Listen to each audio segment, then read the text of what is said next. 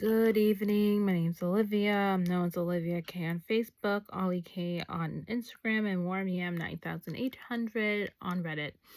I talk about nursing related materials, including materials that can help nursing students that are in nursing school, NCLEX material definitely, um, anything nursing related, and even as you're working your nursing respective nursing careers. I also go over reality TV shows. I have a playlist of reality TV shows I did react to. I'm going to react to more in the future. I have a Love is Blind playlist that you can see if you want to know what my reaction is. And I do also cover some certain like movies, documentaries. I have like a playlist on that and other like topics that I have opinion about, like um opinion pieces and whatnot. So, um, I want to do a bonus video because I know next week I'm going to be so busy. And like I said, I'm very excited to start my new job. It's going to be it's going to be long hours, long days, but very worth it because I'm finally stepping to a role at the RN, so it's going to be great. But this is not what I want to talk to you guys about tonight. I actually just want to do a quick reaction to Remarkably Bright Creatures because I just watched that movie on a whim and I just happened to see so many like buzz about that movie, and I'm gonna say I'm glad I watched it.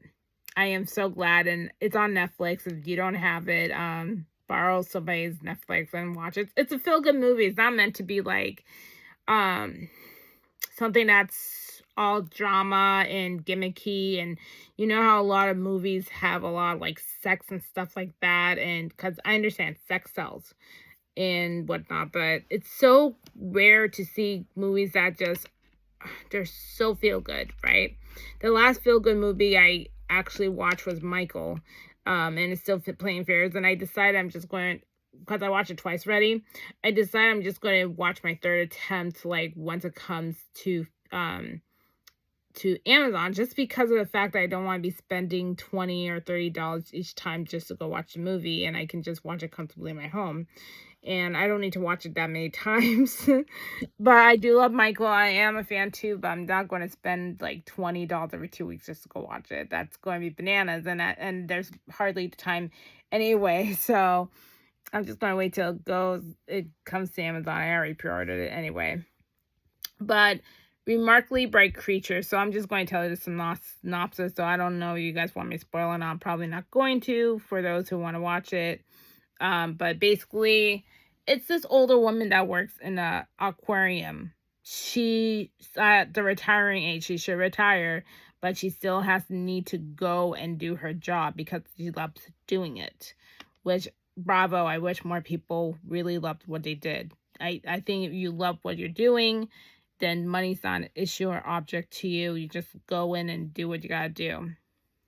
So at the same token, there's a young guy that's coming into the city. He's trying to look for his father because he feels abandoned. His mother just died, and he's trying to figure out what's up with his dad and where, like, give him money because he feels like he's owed. You know what I mean?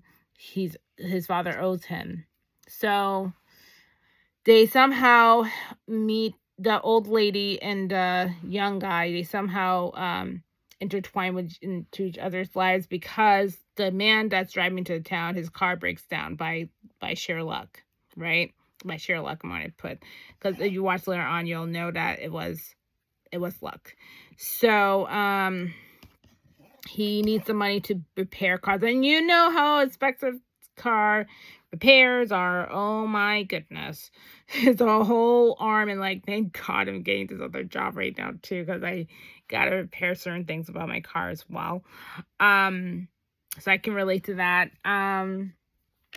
So he does like some other jobs, and then he gets the job at the aquarium where the old lady works. But before he gets that job, the old woman also has some sort of special friendship with the octopus. So he's basically one of the main characters in the movie, the octopus. So you see that he's like the image of the movie, the front cover or whatever the case. So she befriends him, and then he has, I don't know, octopus behavior. I don't personally, but they have a tendency to escape their habitats to get older. So they're trying to find their way home. Oh my gosh. I really don't want to spoil it too much, but so anytime he gets out, then the older lady goes and puts the octopus back in the tank, just so that way he's safe and he can breathe, whatever the case. And she broke her, or she sprained her ankle trying to put back the octopus. And now she's out of work for some time. She has to be until she heals up again.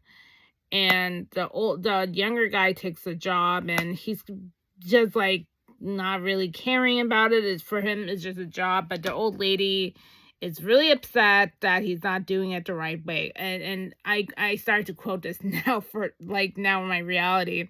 There's a right way of doing things, there's a wrong way of doing things. And that's true. That's a fact. So she didn't say no lies there.